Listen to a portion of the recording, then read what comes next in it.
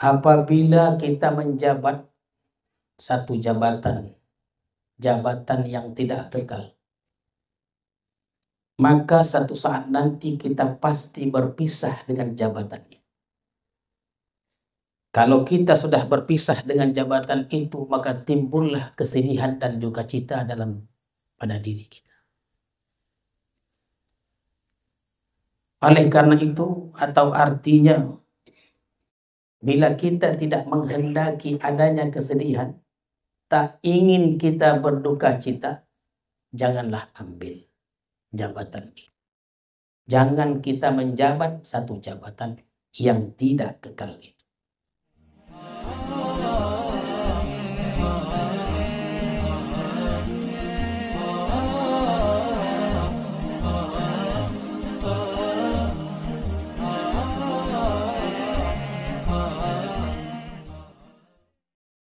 Bismillahirrahmanirrahim. Assalamualaikum warahmatullahi wabarakatuh. Alhamdulillahilladzi lahul mulku wal hamd wa huwa ala kulli syai'in qadir. Yu'izzu man yasha' wa yudhillu man yasha' wa huwal alimul khabir. Asyhadu an la ilaha illallah wahdahu la syarika lahu as-sami'ul basir, wa asyhadu anna sayyidana Muhammadan abduhu wa rasuluhul basyirun nadhir. Allahumma salli wa sallim wa barik ala sayyidina Muhammadin al-badril munir wa ala alihi wa sahbihi wa dzurriyyatihi wa atba'ihi ila yaumil asir, amma ba'du. Tuan-tuan, para khalifah, para salikin, hadirin dan hadirat sekalian, alhamdulillah, marilah kita bersyukur kepada Allah Subhanahu wa ta'ala yang telah melimpahkan rahmat dan hidayahnya kepada kita semua, sehingga pada malam hari ini kita kembali satu majlis berkumpul, berhimpun, bertatap muka di majlis ilmu ini, mengaji bersama-sama kajian hikam ini, dan semoga senantiasalah kita dalam rahmat Allah Subhanahu wa ta'ala. Salawat dan salam kita ucapkan dan kita sampaikan kepada Rasulullah sallallahu alaihi wasallam beserta keluarga, para sahabat dan para pengikut-pengikut beliau. Mudah-mudahan kita semuanya mendapat syafaat Rasulullah di hari kemudian nanti. Amin ya rabbal alamin.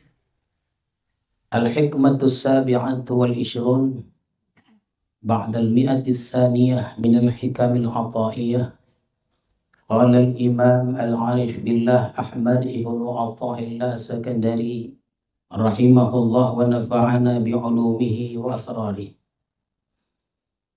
Maka pada hikmah yang ke-227 dari Al-Hikam Al-Ata'iyah telah berkata pengarang Imam Ahmad ibnu Atha'illah As-Sakandari rahimahullah wa nafa'ana bi'ulumihi wa asrarihi. Kata beliau, in aradta alla tu'zala fala tatawalla wilayatan la tadum.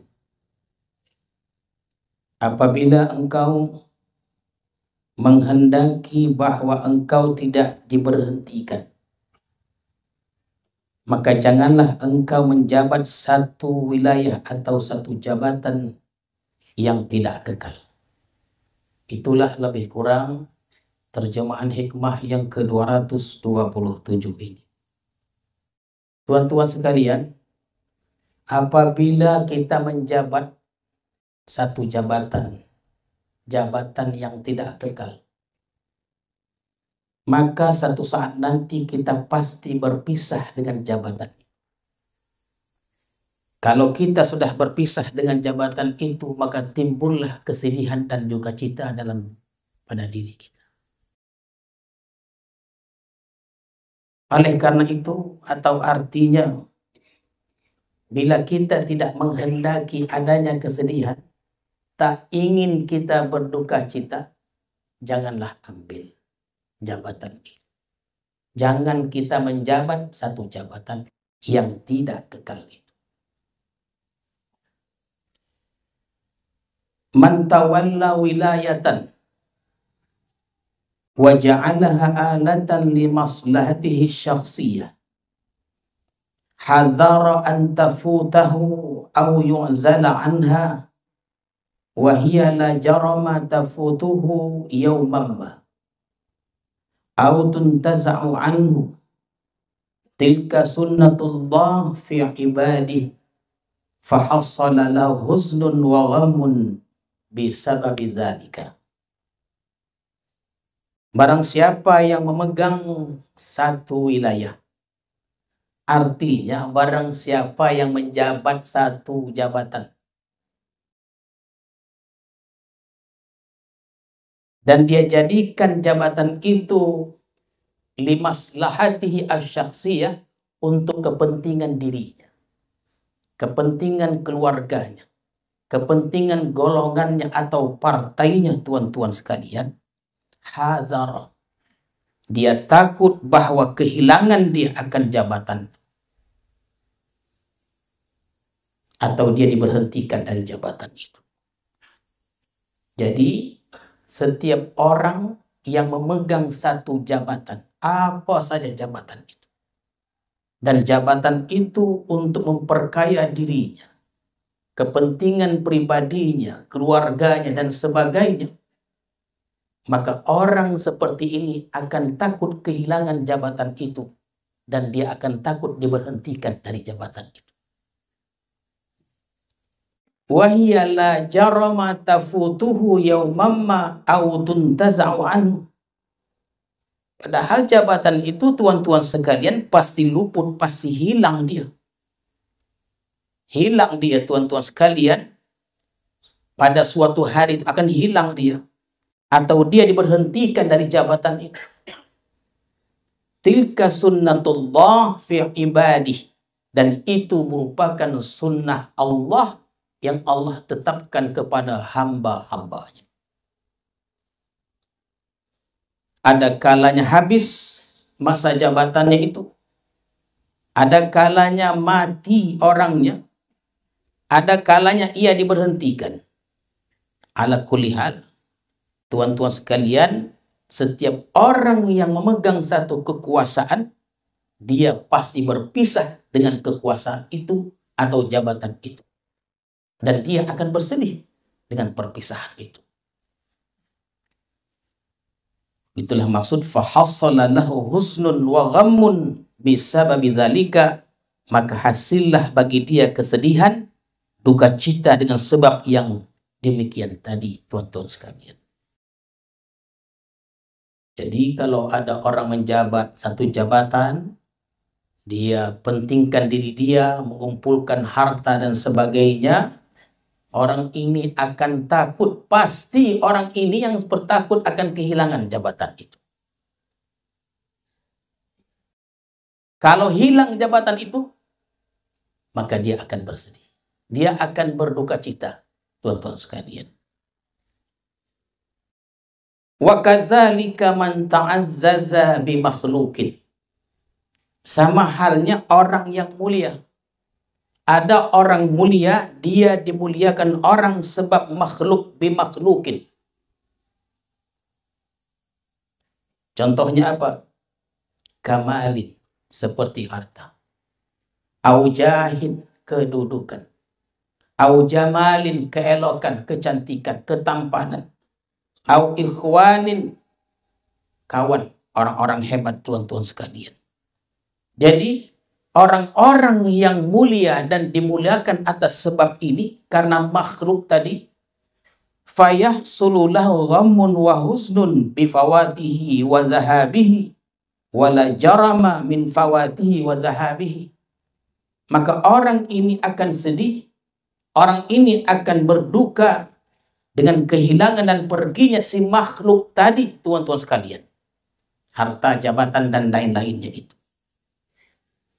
Maka orang yang mulia dengan hartanya, dia pasti akan berpisah dengan hartanya. Baik dia meninggalkan harta, atau dia bangkrut harta itu meninggalkan dia, tuan-tuan sekalian. Dan dia akan bersedih.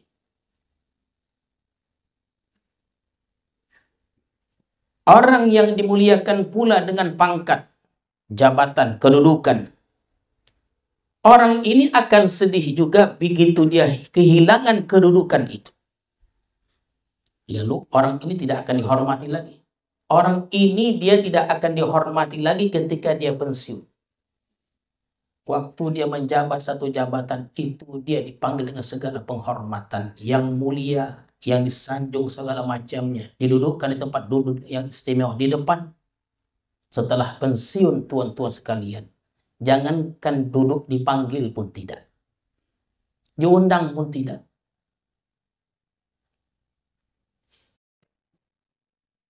Yang udah pensiun banyak-banyak olahraga. Nanti tanya pada dokter nanti. Ya kita banyak datang.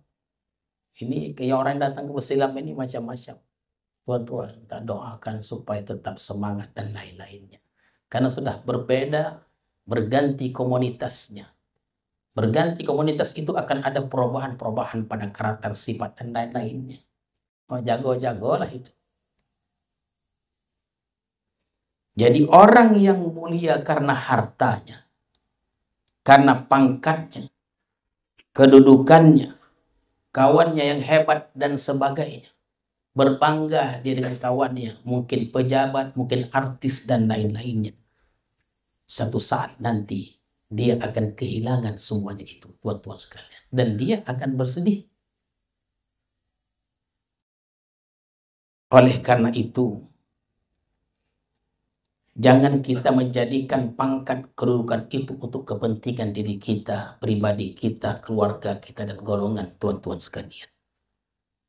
Kalau kita hendak mulia, janganlah kita mulia dimuliakan karena makhluk. Karena suatu saat nanti hilang dari kita dan kita akan menjadi sedih. Jangan kita mulia karena makhluk. Karena kita akan berpisah dengan makhluk itu. Wa man tawalla wilayatan lillahi ta'ala wa ja'alaha alatan li khadamil ummah wa bazala us'aha laha fala yahzanu bifawatiha bal yafrahu bih li'annahu bari min a'ba'il wilayah wa mas'uliyatiha indallahi ta'ala. Dan orang yang memegang satu wilayah, ada juga orang memegang satu wilayah, satu jabatan, dia pegang jabatan itu lillahi ta'ala, karena Allah, li khadamil ummah, untuk berkhidmat kepada umat, tuan-tuan sekalian. Jadi dia jadikan kedudukan yang ada pada dirinya itu, dia jadikan untuk li khadamil ummah, untuk berkhidmat kepada masyarakat, berkhidmat kepada ummah. Maka tuan-tuan sekalian, orang ini tidak akan bersedih.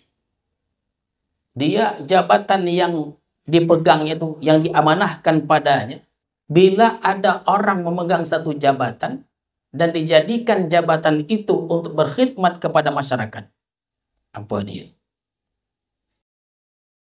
Orang miskin ditolong, orang sakit dibantunya, yang kurang pendidikan diberinya beasiswa. Sekarang banyak juga pejabat-pejabat sekarang ini membantu masyarakat. Siapa? Masyarakat yang memilih dia. Yang tidak memilih dia, jangankan dibantunya, goram pun dia dengan masyarakat itu. Jadi kalau kita pun ingin membangun Babu Salam ini, jangan terlalu berharap gitu. Karena itu sudah ada dia masing-masing. Bantu iko, bantu itu. Kenapa yang itu dibantunya? Karena masyarakat itu yang bantu dia. Ini sistem bantu-bantu pula sudah. Bukan li khadamil ummah, bukan untuk kemaslahatan masyarakat, tuan-tuan sekalian. Orang seperti ini dia korbankan jiwa raganya untuk kepentingan umat. Maka orang ini tidak akan bersedih bila dia kehilangan jabatan itu. Kalau orang untuk kepentingan dirinya, hilang jabatan itu, dia bersedih, dia kecewa, duka cita. Tapi orang yang megang jabatan untuk kepentingan masyarakat, hilang jabatan itu, dia tidak akan bersedih. Bahkan dia gembira, bal yafrahu bih. Dia gembira, kenapa? Karena dia terlepas dari tanggung jawab di hadapan Allah Subhanahu wa ta'ala. Dia tidak akan bersedih. Bahkan dulu-dulu itu, tuan-tuan sekalian, banyak para ulama yang tidak ingin memegang jabatan. Di antara ulama yang tersohor, yang terkenal, tidak mau diberikan jabatan qadi adalah qadil qudat. Qadi itu adalah qadi. Kalau qadil qudat, hakimnya para hakim, gajinya bosan. Imam Hanafi. Beliau dilantik oleh kerajaan pemerintah untuk memegang satu jabatan yang luar biasa, gajinya bosan. Qadi. Kalau qadil qudat nih, bisa menghukum raja, tuan-tuan sekalian.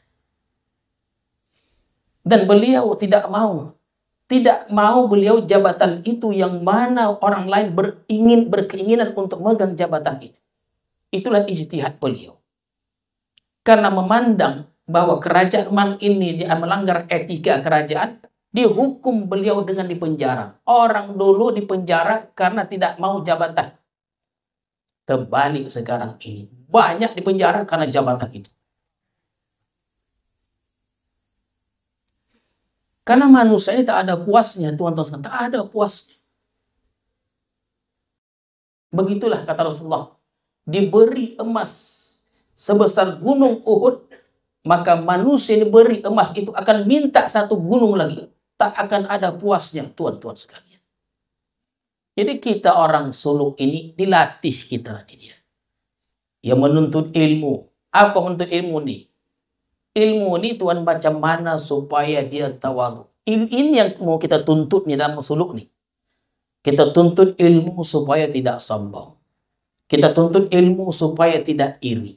Supaya tidak dengki dan segala macamnya. Supaya qanaah. Ilmu-ilmu itulah yang kita tuntut, kita pelajari. Sehingga kita menyatu dengan sifat-sifat itu. Karena Rasulullah bersabda, takhallaqu bi akhlaqillah. Berakhlaklah kamu semuanya, hai sekalian, dengan akhlak Allah Subhanahu wa ta'ala. Jadi tuan-tuan sekalian, orang yang memegang jabatan untuk kemaslahatan umat, diberhentikan, senang dia, tak sedih. Karena dia terlepas dari tanggung jawabnya di sisi Allah Subhanahu wa ta'ala. Wa kadzalika man ta'azzaza billahi ta'ala wa ma'rifatihi ta'ala fala syakka anna hadzal 'izza la yanqadi abada. Fala yahsulu lahu hammun wa husnun abada. Demikian pula orang mulia dengan Allah. Ada juga orang mulia, tapi dengan Allah dan dengan ma'rifat kepada Allah. Maka tidaklah ragu-ragu bahwa kemuliaan ini la yanqati abada. Dia tidak akan terputus untuk selama-lamanya.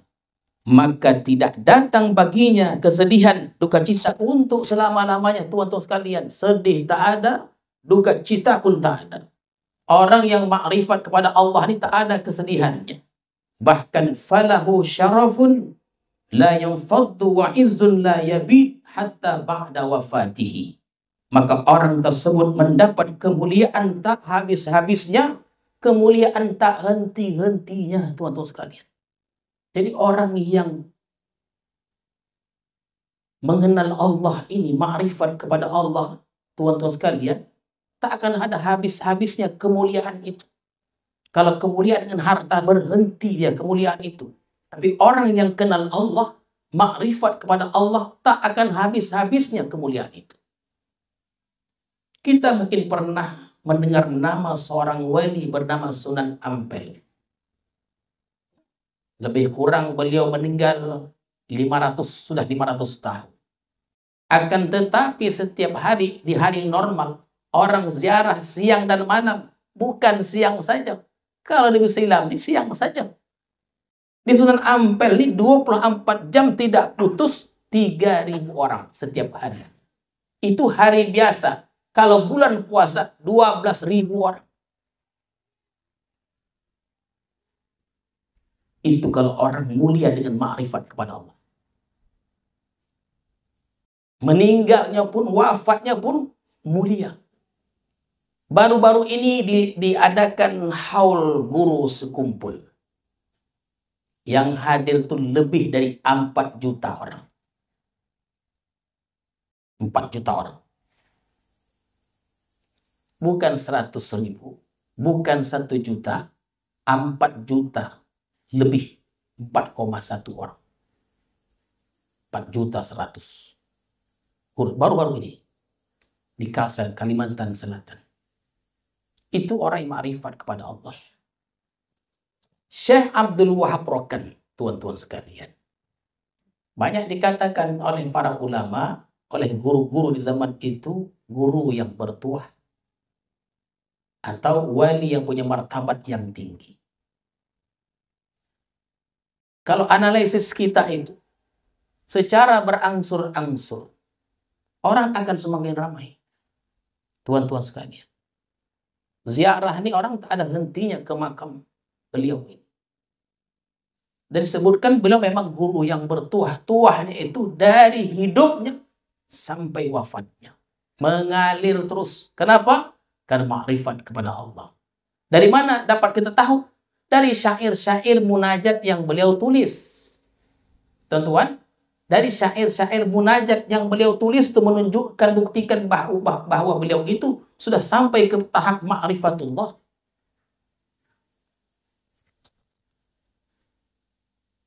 Jadi mereka ini mulia billah karena Allah. Karena ma'rifat kepada Allah subhanahu wa ta'ala. Betapa mulia dengan ma'rifat pada Allah, tak akan ada habis-habisnya, tak akan ada putus-putusnya, tuan-tuan sekalian. Adakah orang kaya demikian? Lama pun dia berkuasa, belum pernah terdengar lagi oleh kita seperti diziarahi, orang menziarahi para wali-wali itu, tuan-tuan sekalian. Meninggal dia, habislah kemuliaannya. Di dunia dia mulia karena rajanya, mungkin karena hartanya, karena kedudukannya dan lain-lainnya. Mulia karena makhluk, bukan karena billah atau ma'rifat kepada Allah subhanahu wa ta'ala. Tapi tuan-tuan sekalian, yang uniknya, yang sulit untuk diikuti di kursus kumpul ini. Ya, ini sebagai perbandingan pelajaran kepada kita semua. Mobil khusus kita yang tinggal di Babu Salam ini. Itu tuan-tuan sekalian yang hadir tuh lebih dari 4 juta orang, semuanya free. Minyak pun tak boleh. Jadi pengunjung-pengunjung yang datang dari manapun datangnya sudah dunia. Isi minyak tak bayar. Makan dimanapun tak bayar. Semua orang menyiapkan tempat-tempat untuk makan, untuk minum. Ditulis sana, free, gratis. Makan ini, makan itu, minum ini, minum itu. Semuanya disediakan, tuan-tuan sekalian. Ini perbandingan untuk kita yang tinggal di sini. Ya, bukan saya nak menyuruh macam gitu. Oh ya, saya nak menciptakan saja 4 juta orang datang ke Kalsel itu memperingati haul guru sekumpul nih, makan minumnya semuanya gratis. Masyarakat semua yang menanggung, semuanya berlumba-lumba menyiapkan itu. Luar biasa. Falahu syarafun la yanfaddu wa izzun la yabid hatta ba'da wafatihi. Kemuliaan yang tak ada habis-habisnya. Kemuliaan yang tak ada henti-henti sehingga wafatnya. Bal yalhaqu dzurriyyatahu ala qadri jahihi indallahi subhanahu wa ta'ala. Apa artinya? Bahkan kemuliaan itu sampai ke atas zuriatnya, atas kadar pangkatnya di sisi Allah subhanahu wa ta'ala. Jadi kalau Rasulullah sudahlah, anak cucu Rasulullah ini sampai hari kiamat akan tetap dimuliakan oleh manusia di atas bumi. Maka para wali Allah ini atas kadar ma'rifatnya di sisi Allah Subhanahu wa Ta'ala. Jadi kemuliaan itu bukan menempel saja pada dirinya sehingga wafatnya, menempel juga pada zuriatnya hingga turun-temurun. Ada yang sampai 45 turunan, ada sampai 10 dan lain-lainnya, tuan-tuan sekalian, menurut kadar ma'rifat si wali tadi di sisi Allah Subhanahu wa Ta'ala. Jadi ada kadarnya, makrifat kepada Allah ini ada kadarnya, ada klasifikasinya, ada tingkatan-tingkatannya. Semacam mana, sejauh mana dia tingkatan itu, sejauh itulah kadarnya tuan-tuan sekalian. Jadi kemuliaan wali itu bukan saja pada dirinya, turun-temurun kepada zuriatnya. Maka kami yang tinggal di Besilam ini, macam kita kumpul sekarang ini, kami yakin sepenuhnya Tuhan hadir ramai ke Wassalam ini karena berkat kekaramatan Syekh Abdul Wahab Rokan. Tak ada lain lagi. Tanah ini tanah bertuah. Dulu ramai orang alim-alim di tempat ini. Bahkan kemuliaan beliau ini sampai anak cucunya.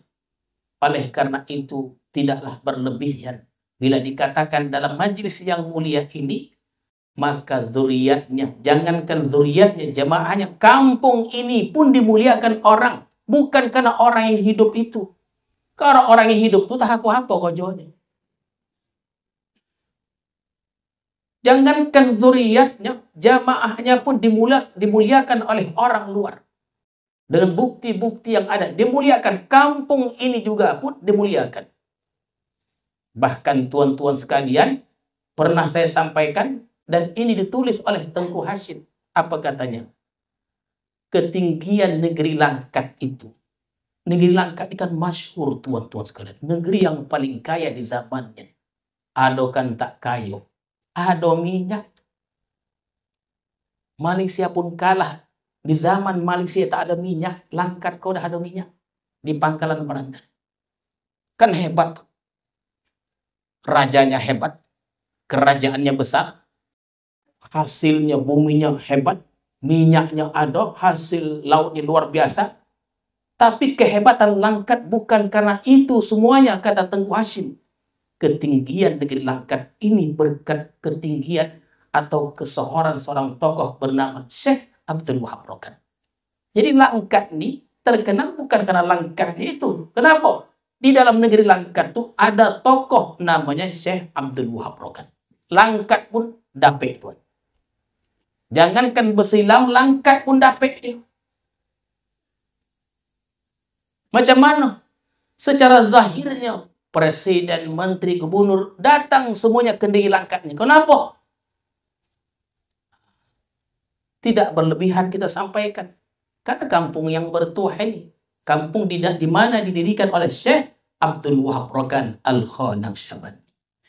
Dulu tuan-tuan sekalian, beberapa hari yang lalu saya sebutkan, dulu ada wacana, dalam rapat tuh ada wacana dia. Dulu lama, mungkin sekitar dalam 20 tahun, sekitar 20 tahun yang lalu, ada rencana untuk memindahkan kubur Ibunda Syekh Abdul Wahab Rokan yang ada di Rokan.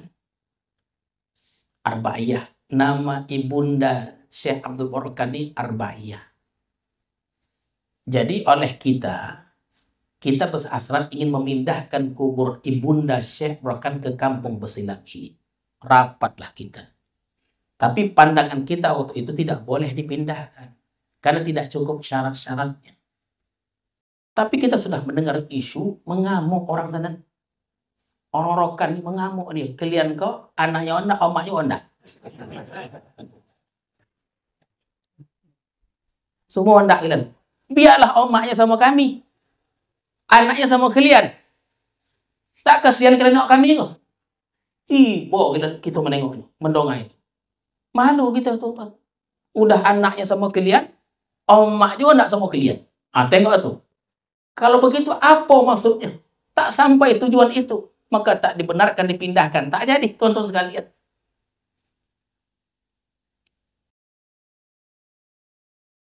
Masalahnya kalau kita kok yang meninggal. Kita akan meninggal. Siapa yang ziarah pada kita? Jangankan orang lain, bini kita pun belum tentu lagi. Jadi meninggallah seorang istri nih, tuan-tuan. Ini ceritanya bukan cerita hikam. Ini di luar cerita hikam. Nanti kita sambung lagi, insyaallah ini. Meninggallah istri tadi. Ini oma-oma dengar belakang nih. Itulah kojo lakinya setiap pagi, setiap petang menyiam kubur tadi. Apa kata masyarakat di kampung itu? Luar biasa sayang suami ini. Bang, tengok tuh bang. Begitu sayangnya dia sama istrinya sampai matinya. Dia 1 hari 2 kali ziarah dan membawa air untuk disiramkan pusaran istrinya itu. Contoh tuh bang. Sebulan setelah itu tak nampak lagi. Copek. Rupanya ada perjanjian bang. Kalau bunga yang abang tanam nanti di atas kuburku nanti sudah berbunga dia. Boleh abang kawin.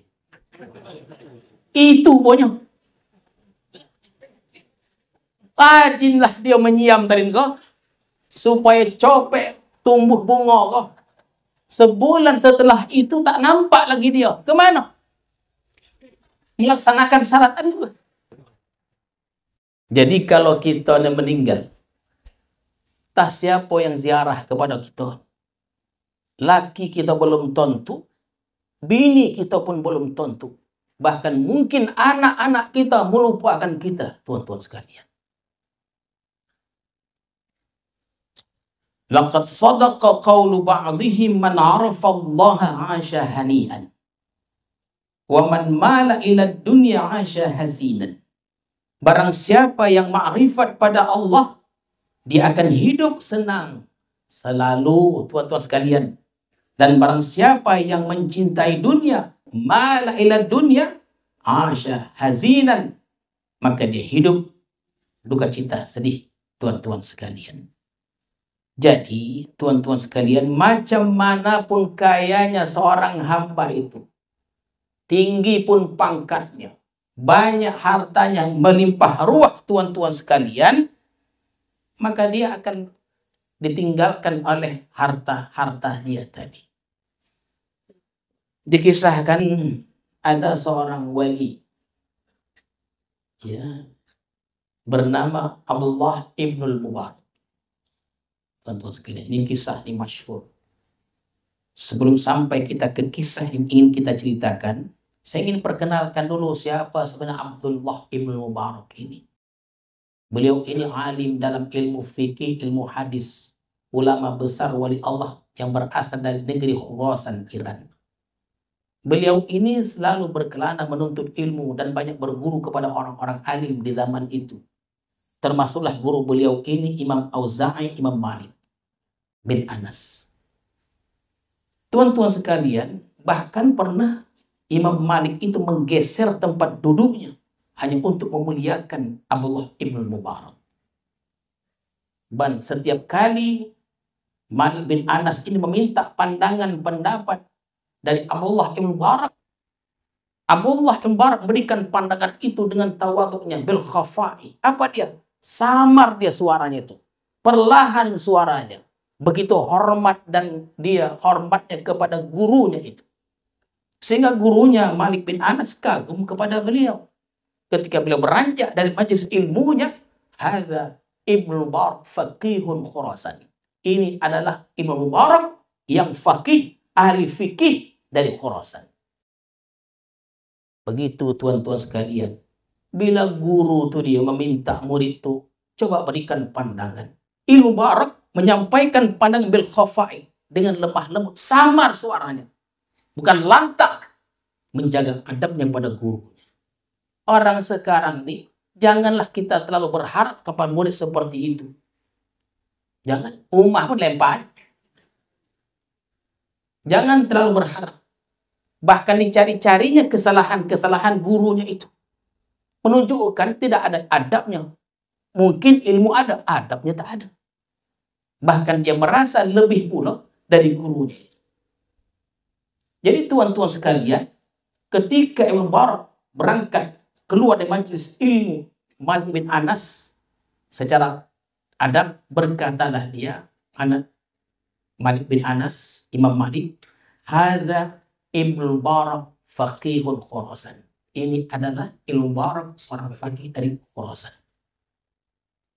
Tuan-tuan sekalian, pernah suatu kali beliau ini mengambil berdesak-desakan, sehingga beliau terdesak, terdorong oleh orang lain, karena orang waktu itu di saat itu orang tidak kenal beliau. Padahal beliau ini orang yang sangat terkenal. Tapi mungkin pada cerita itu, orang tidak kenal beliau. Berebutlah beliau ini untuk mengambil air untuk diminum. Orang tak tahu, ini Ibnu Barak. Setelah beliau keluar dari desakan itu, dorongan itu, apa? Bersyukur kepada Allah. Inilah nikmat yang paling, yang nikmat kurasakan hidup ini. Tuan-tuan sekalian, berdesak-desakan itulah hidup sepanjang hayat yang beliau nikmati. Yang terkenal ini, yang disanjung, yang dimuliakan, tidak nikmat bagi beliau. Terkadang kita mencari kemuliaan. Beliau orang yang alim, nih, faqih, muhadis, tidak suka syuhrah dan khumul. Beliau tidak suka dikenal. Ketika beliau tidak dikenal, berdesak-desakan, orang tidak ada yang menghormati. Ini hidup yang kurasakan nikmat, kata beliau. Suatu kali Khalifah Harun ar-Rasyid mengundang beliau. Ulama-ulama diundang seluruhnya ke istana. Termasuklah Abdullah ibn Mubarak. Tuan-tuan sekalian, belum lagi Abdullah ibn Mubarak masuk istana, orang berduyun-duyun menyambut kedatangan beliau. Berebut bersalaman kepada beliau, minta didoakan segala macamnya, sehingga di luar istana itu riuh di istana itu, ramai orang karena menyambut kedatangan Ibnu Barak tadi. Maka ada seorang perempuan budak kecil bertanya, siapa itu? Ditanya, siapa itu? Dikatakan, itu adalah seorang alim dari negeri Khurasan. Apa kata budak perempuan tadi? Kata budak tadi, hadzal mulku lahu. Kerajaan ini bukan punya Khalifah Harun ar-Rasyid, tapi punya beliau. Kenapa? Beliau ini tanpa diperintah, orang berdatangan semuanya. Harun ar-Rasyid, raja yang terkenal, kalau ingin dia mengumpulkan orang, itu dengan perintah, dengan titah, tuan sekalian. Al-Barak tidak begitu. Ini adalah salah satu contoh orang yang mulia karena Allah Subhanahu wa Ta'ala. Oleh karena itu, kemuliaan ini dapat dicapai.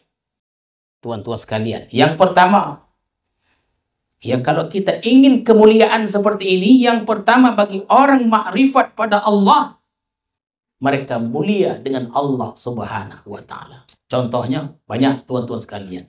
Itu tuan tengoklah berita cerita tentang ngurus kumpul, luar biasa. Hampir setara dengan umrah, mungkin kalah umrah itu. 4 juta lebih orang yang ziarah.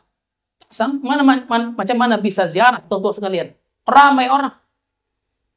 Tapi sampai hajat untuk datang ke Masjid Haul itu. Walaupun tak sempat ziarah. Tak bisa, orang ramai, tuan-tuan sekalian. Jadi bagi orang makrifat pada Allah, mereka mulia dengan Allah Subhanahu wa Ta'ala. Yang kedua, bagi orang penuntut ilmu, mungkin macam kita, orang-orang salikin, orang-orang yang bersuluk ini, mereka menjadi mulia bi ta'atillah, dengan taat kepada Allah Subhanahu wa Ta'ala. Yang ketiga, orang-orang awam, mereka bisa menjadi mulia bil qurbi min awliyaillah, dekat dengan kekasih-kekasih Allah, dekat dengan orang-orang saleh, tuan-tuan sekalian, tapi dengan adab dan penghormatan. Mesti begitu dia. Jadi mudah-mudahan tuan-tuan sekalian, inilah hikmah, sebahagian syarah dari hikmah yang ke-227 ini. Marilah kita belajar baik-baik, kita latih diri kita menjadi orang mulia, bukan karena makhluk, tapi karena Allah Subhanahu wa Ta'ala, atau karena ketaatan kepada Allah, atau paling tidak bersahabat dengan orang-orang saleh dengan adab dan penghormatan. Jadi tuan-tuan sekalian, ini sajalah yang dapat disampaikan. Mudah-mudahan syarah hikmah yang ke-227 ini memberikan kebaikan, memberikan pelajaran, perbandingan kepada kita semuanya. Amin ya rabbal alamin. A'udzu billahi minasyaitonir rajim. Bismillahirrahmanirrahim. Alhamdulillahirabbil alamin wassalatu wassalamu ala asyrafil mursalin wa ala alihi wa sahbihi ajmain. Allahumma zidna ilma warzuqna fahma wa lahiqna bis salihin. Allahumma ij'al jam'ana hadza jam'an marhuma wa tafarruqana min ba'di tafarruqan ma'suma. Wa sallallahu ala sayyidina Muhammadin wa ala alihi wa sahbihi ajmain. Subhana rabbika rabbil izzati amma yasifun wa salamun alal mursalin walhamdulillahi rabbil alamin.